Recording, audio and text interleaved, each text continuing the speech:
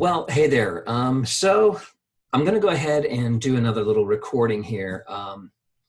This is all really based upon a dialogue that I'm having with a Seventh-day Adventist in regards to the ceremonial law. And we are talking specifically about the dietary laws listed in Leviticus and Deuteronomy. So rather than continue to type this out to this gentleman, what I decided to do was to try just to lay this out in a video in hopes that maybe some of you who are either currently Adventists, you are questioning Adventism, or you have left and maybe you're still dealing with family or friends who are Adventist, and you're trying to figure out how you can have this conversation with them. Maybe this will help. I'm not here to try to lead you to fight or to head into Adventist churches and start bashing them over the head. And listen, if a Seventh-day Adventist wants to not eat pork, you go right ahead. Don't eat pork. I have no problem with that. All right. What I have a problem with is them telling me that I'm committing some type of a sin if I do. So that's really what this video is about, is more to be able to understand and defend this position, and also to show, I guess, part of the problem with the Adventists' view of this. So where it all begins really is this. It all comes down to this issue with the Adventists about these two terms, ceremonial law or moral law. Now, if you've watched one of my previous videos, when I talked about why I left Adventism, that was a big distinction for me, because you might recall in that video I talked about having this epiphany where I concluded finally that it's not a sin that I eat pork. That was a part of the ceremonial law. As an Adventist, we always believed that the ceremonial law was nailed to the cross. So why am I as an elder forcing people to say, I promise to abstain from eating pork in order to be baptized? Why would I make them take a public vow that they would abstain from something that I couldn't biblically prove was actually a sin? So when you ask an Adventist, how are you determining which laws were ceremonial and which were moral? Because the Bible doesn't distinguish. The Bible, you don't have a section that says ceremonial laws and moral laws. You don't have that. So what you end up having is a great deal of picking and choosing. And that's because Adventists need there to be a distinction, okay? Because the Adventist church is all about the Sabbath, it's in their name, they cannot have that be part of the law that was quote unquote nailed to the cross, okay? So they force this distinction and this splitting, even though if you and I were to search the Bible from Genesis to Revelation, we will not find any prophet, we will not find any apostle ever making a distinction between this is a ceremonial law and this is moral. To the prophets and to the apostles, it was quote unquote the law of God, the law of Moses, the law. Understand something. Were there certain laws that dealt with certain aspects? Yes. And I'm not arguing that some laws were ceremonial in nature and that some were more moral in nature. I'm fine with that distinction. I'm just trying to point something out, because Adventists they've dramatically dropped the ball on this one. Just my opinion. So when I think about a ceremonial law, and when I study and when I look at what other commentators say about ceremonial law, here are some traits that I think that you can find in a ceremonial law. One, they're temporary. The Passover didn't start. The Passover did not start until Exodus. Okay, when the children of Israel were about to be exodused out of Egypt, and God told Moses to tell the children of Israel, listen, put the blood of the lamb over the doorpost, and at midnight the angel of God will come through. Anyone who doesn't have that over the doorpost of their home, they will lose their firstborn. It was the Passover. Temporary. There's no church today, there's no evangelical Christian church today that keeps the Passover, because we understand that it was a ceremonial law. It pointed forward to Christ. We no longer keep it. So the first what was the word I just used a moment ago? The first, whatever, it's temporary. The second is that it is oftentimes for a specific group. I'll give you an example: circumcision. We do not believe, the Christian church does not believe today that circumcision is required. But in order to be a Jew, you had to be circumcised. And why? Because that's what God told Moses to tell the children of Israel. And that's exactly what they did. But it was temporary, and it was for a specific group. Now, I'll go on. Next, ceremonial laws had specific times. The Passover, for instance, was not practiced except once a year. You have that, you have the new moon festivals, you had the Feast of Weeks. These are all very specific time periods. Okay, so we have, again, the key things that would distinguish a ceremonial law. It is temporary for a specific group, a specific time. And the fourth key thing I see is that there are often exceptions, meaning you could break this law and it would mean that you couldn't do certain things. But it's possible that you could break these laws and it not carry like the full weight. Let me give you an example. The priests would work on these holy days, even though these holy days, it was very, very much said there will be no work done on these days. And then if you do work, God have mercy on your soul, because it's not going to be good for you. But the priests had to work on these days, but yet they were not held accountable for that.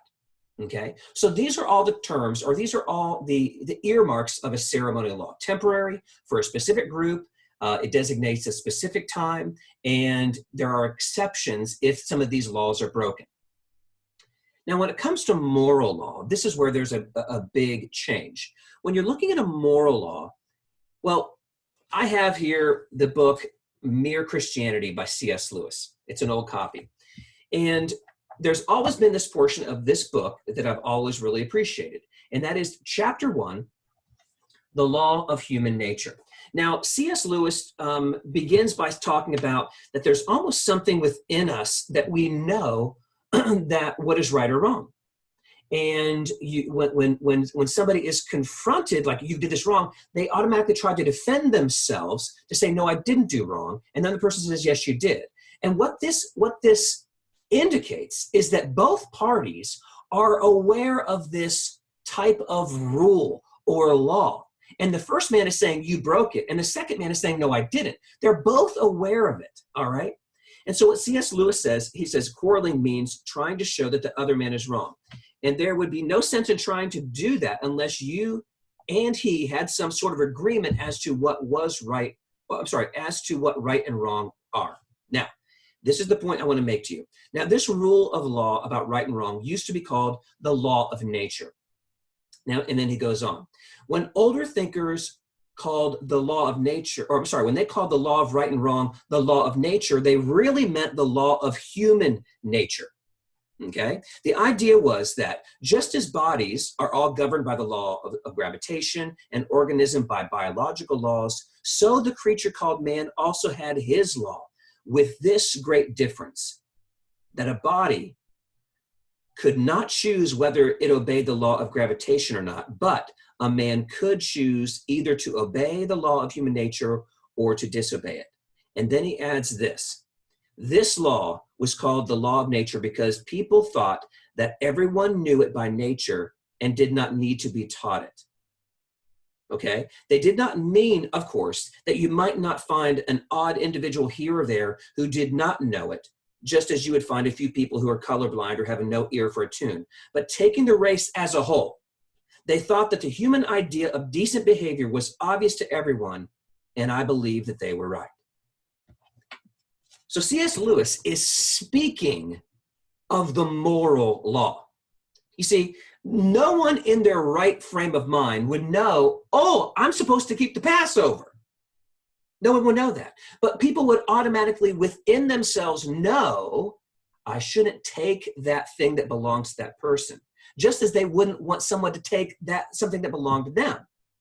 All right? You don't have to teach that to a child. Believe me, with two of my own, you don't have to teach that to a child. So what are some of the earmarks of moral laws? One, They applied to all. The moral laws apply to all people.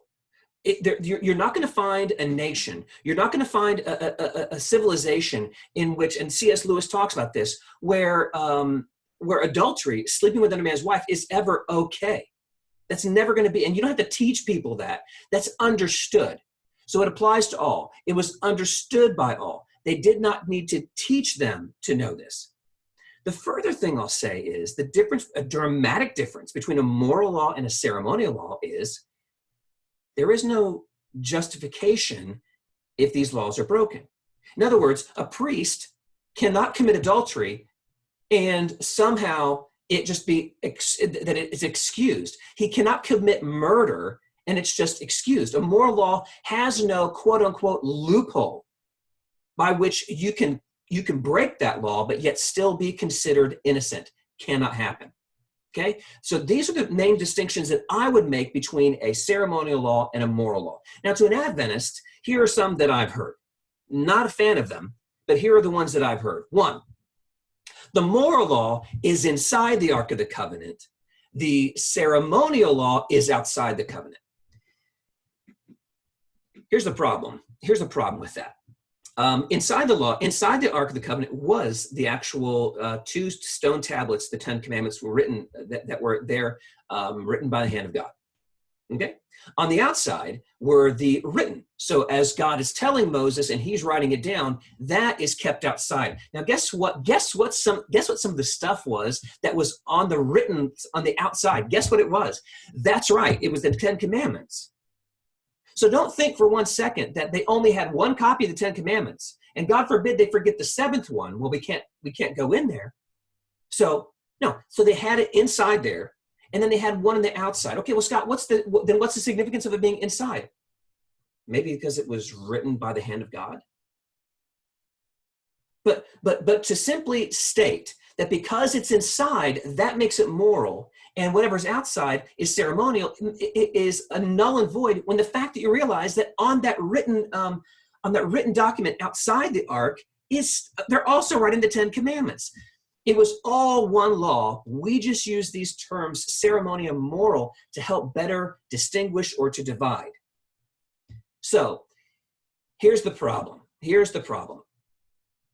I'm going to start talking to you now about the food laws and why, in fact, they were ceremonial. Now, I had an Adventist tell me today, this very day, the reason, this is what he said, the laws that were nailed to the cross were the ceremonial laws, all except the food laws.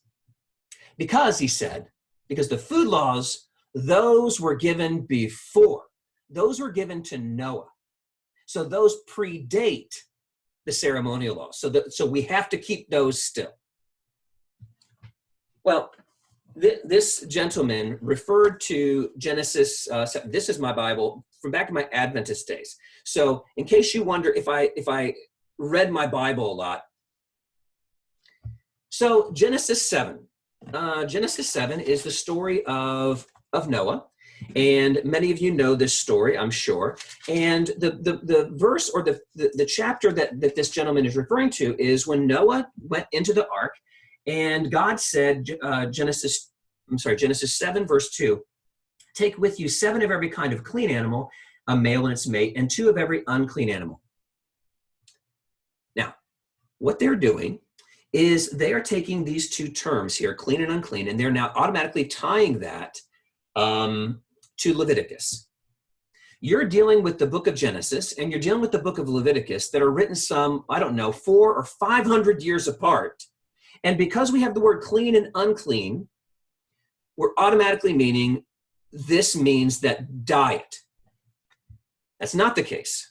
That is not at all what was happening here, because when Noah and his family went onto the ark, they were still not allowed to eat meat. Okay? God had still not given them the ability, the right, permission to eat meat. So they weren't taking 7 of the clean on there so they could eat those during the year or whatever, however long it was, of the flood. Instead, if this gentleman would go to Genesis chapter 9, and 9 verse 3, this is where we see God says to them, everything that lives and moves will be food for you. Just as I gave you the green plants, I now give you everything. So to the Adventist who wants to say, we're going to live by the dietary laws that God gave, okay, well, which one do you want to live by? Because the one he gave to Noah said, anything that moves. Now, some of those foods are thoroughly disgusting, okay? I'm not going to argue that.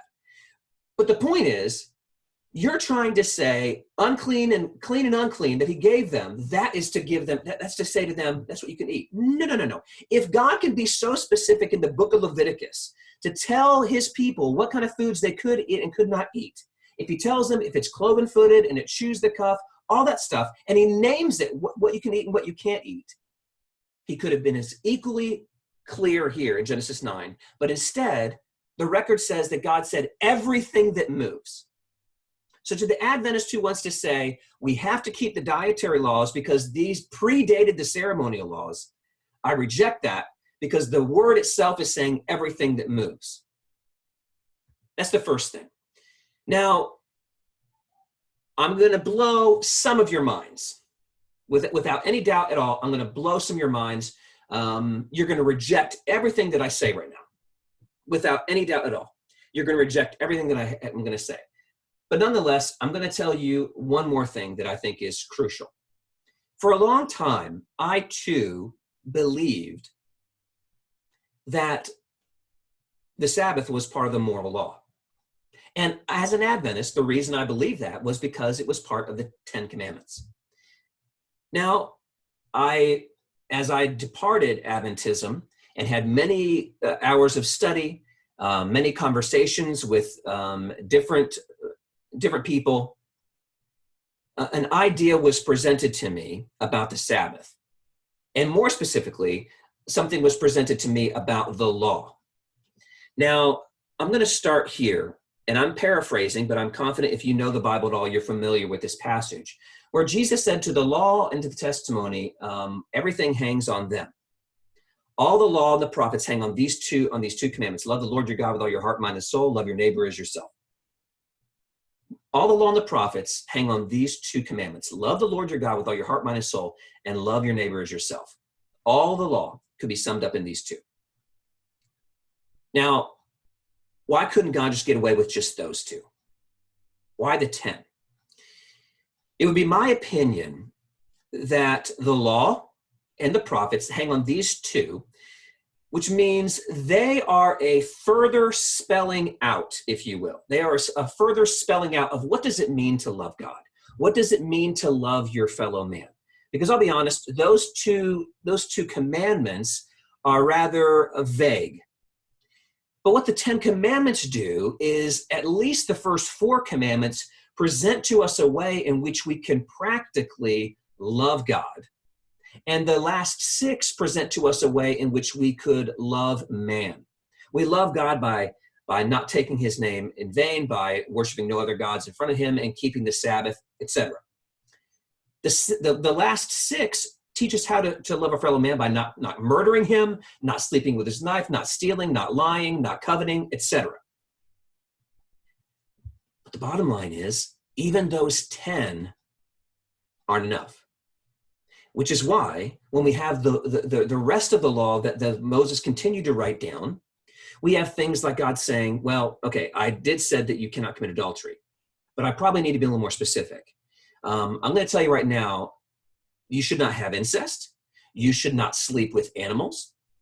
He begins by, and then he starts going into these other things where he basically is continuing to spell out what the 10 commandments mean. So it says, thou shalt not murder. So what if I just cut his arm off? Well, then God's saying, an eye for an eye, tooth for a tooth. God begins to just farther expand what these things mean. And again, it all starts with here. Love the Lord your God with all your heart, mind, and soul, and love your fellow man as yourself. And then the 10 commandments, and then the book of the law. And so when that thought came to me, I thought, okay, I'm listening to what this man is saying. I began to understand that there is no biblical reason, there's no one who can present to me any biblical support or proof that it's not possible that within the 10 Commandments, God could have began by instituting ceremonial laws. And when I look at the 10 Commandments, there's one commandment that really stands out as ceremonial, meaning that it is temporary, that it applies to a specific group of people, that it has specific times, that there are exceptions. Murder, no. Lying, no. Sleeping with somebody else's wife, no. I can't think of an exception for taking the Lord's name in vain or worshiping idols. I can't think of it. But what about the Sabbath? Is it possible that the Sabbath was a ceremonial holy day? Well, I can't just think about it myself. I'm going to give you 3 biblical reasons why I am fully convinced that the Sabbath was a ceremonial law. The first comes to us from the book of Leviticus, namely Leviticus chapter 23. In this chapter, in your Bible, you'll note that there are a number of different holy days that are listed here: the Feast of Trumpets, the Day of Atonement, the Feast of Weeks, the Feast of Tabernacles, First Fruits, the Passover. Oh, and then here's the first one. This is Leviticus 23:1. The Lord said to Moses, "Speak to the Israelites and say to them," speak to the Israelites. Ceremonial laws are for a specific group. Speak to them. These are my appointed feasts and appointed feasts of the Lord, which you are to proclaim as sacred assemblies. Verse 3, the Sabbath. There are 6 days you may work, but the 7th day is a Sabbath of rest, a day of sacred assembly. You are not to do any work wherever you live. It is a Sabbath to the Lord. Of all these holy days, Passover, First Fruits, Feast of Weeks, Feast of Trumpets, Day of Atonement, Feast of Tabernacles, also sitting right there, head of them all, the most frequently celebrated ceremonial holy day, the Sabbath. The Sabbath would begin on Friday night at sundown until Saturday night at sundown. And between those 24-hour period, you were to do no work. Now, you guys know this verse because you've read the Bible, especially my Adventist friends. You know Exodus 20, verse 8, like the back of your hand. So let's go ahead and take a look at what it says here. Exodus 20, verse 8. Remember the Sabbath day to keep it holy. 6 days you shall labor and do all your work, but the seventh day is the Sabbath to the Lord your God.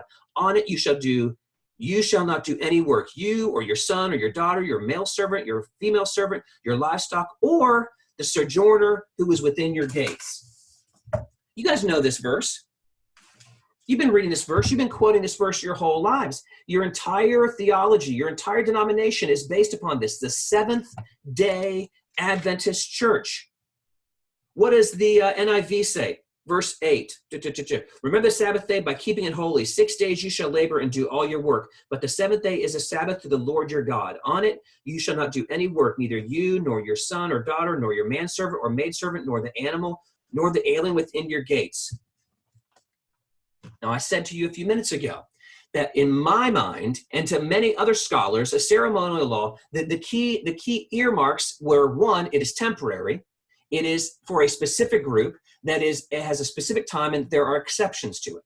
Well, I already told you that he said these are to the Israelites.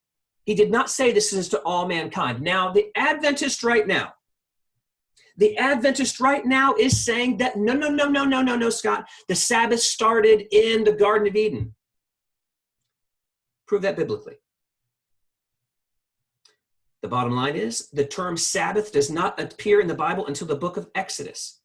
Now, if you want to contend to me that Adam and Eve were in a state of rest, I would fully agree with that.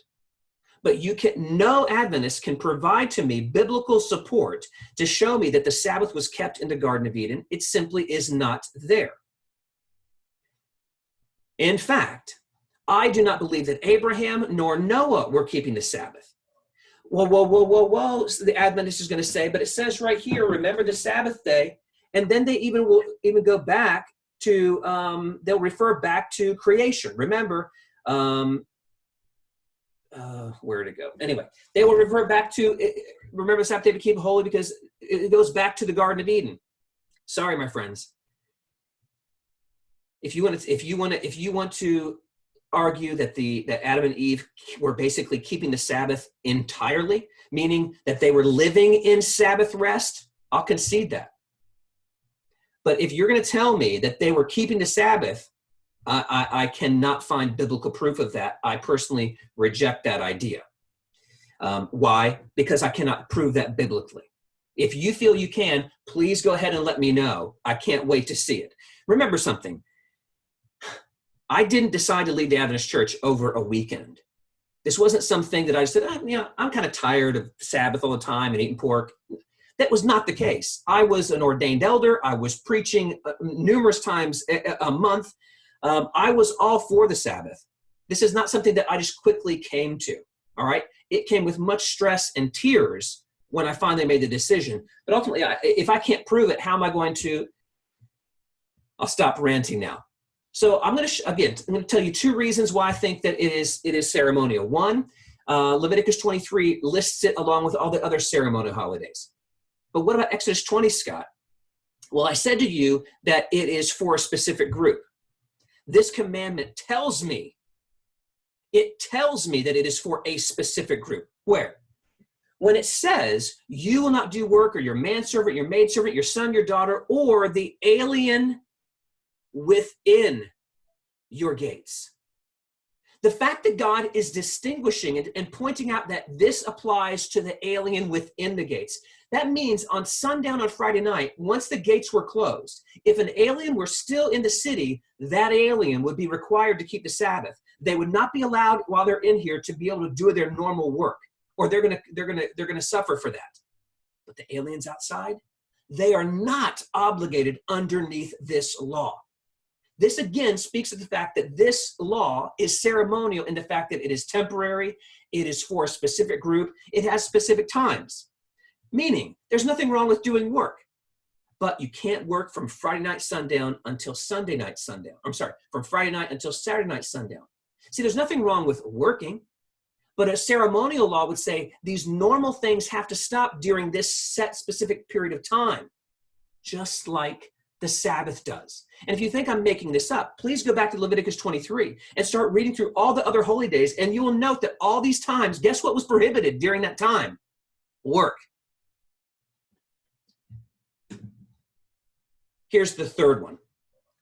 In my opinion, this is the most powerful of the arguments that the Sabbath was, in fact, ceremonial and not moral.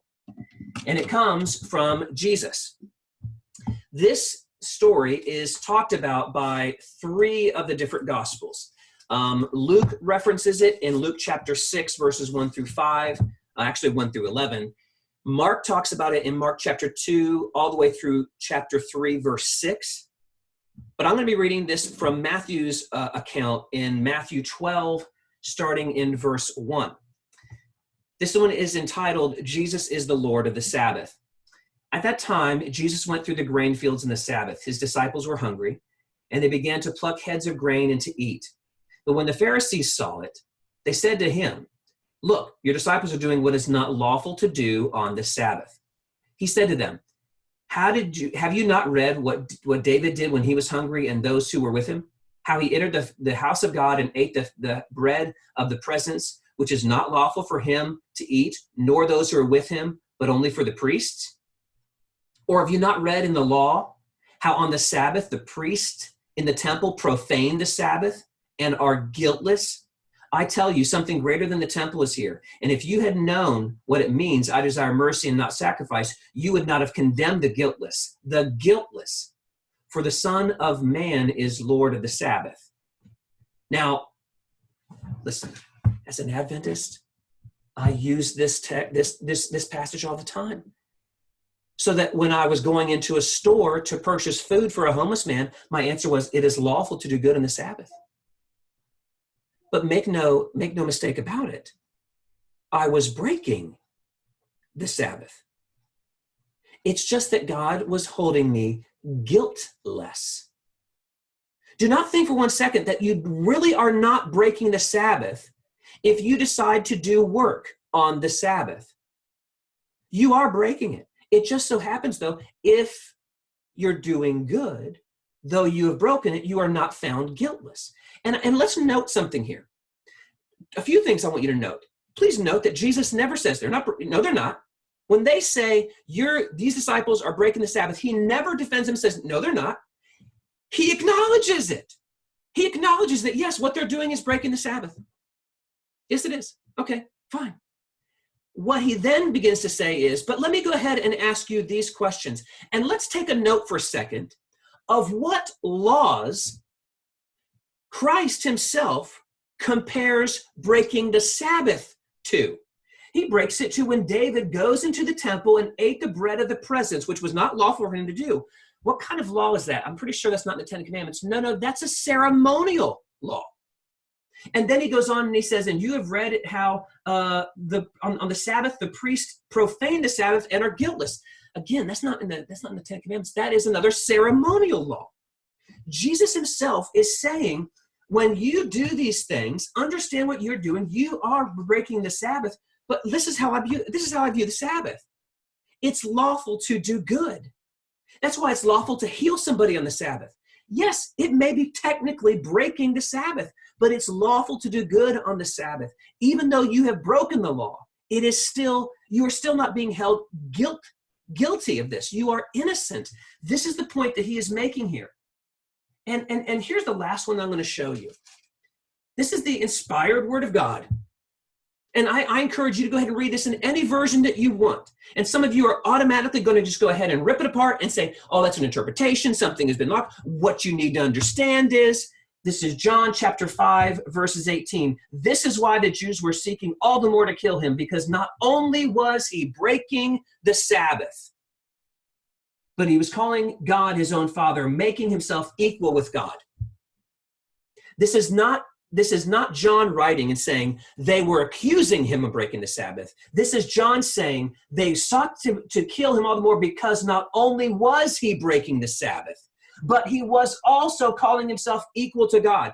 Unless you're going to say, well, no. They accused him of breaking the Sabbath, but he wasn't really. Okay, did they also accuse him of calling himself equal to God? No. He clearly called himself equal to God. He did both. He broke the Sabbath, and yet he was without sin. You cannot provide me a moral law in which a person can break that and be held guiltless. But a ceremonial law, that's a different conversation altogether. So, my friends, for me, I am not under any law. I'm under grace.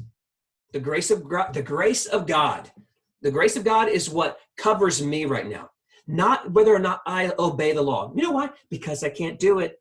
And neither can you. Anyone hearing my voice right now, you've tried, and you're going to continue to try. You've never kept the Sabbath in your whole life. And that goes to every Adventist out there. You've never kept the Sabbath. Never have you. None of you can keep the perfect diet. None of you can go ahead and love your neighbor as you love yourself. You cannot love God with all your heart, mind, and soul. But yet you want to go ahead and put yourself or others underneath that. Nope. I am out from underneath that law. I'm no longer under that law. Does that mean now that I just go ahead? No. Because since I love my fellow man, I'm not going to do that. But these ceremonial laws, these things that pointed to Christ, if I go back now, and this is what the book of Galatians is talking about. If I go back now, I crucify him all over again. I will have none of that.